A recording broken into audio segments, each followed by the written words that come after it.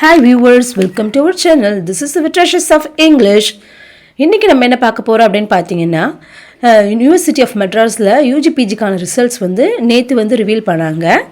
நிறைய பேர் ரீவேல்யூவேஷனுக்கும் and ரீடோட்டலிங்க்கும் apply பண்ணுறதா இருக்காங்க.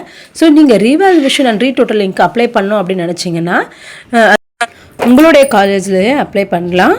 அதுக்கான டேட் 10/3/2025 14/3/2025 வரைக்கும் கொடுத்துருக்காங்க.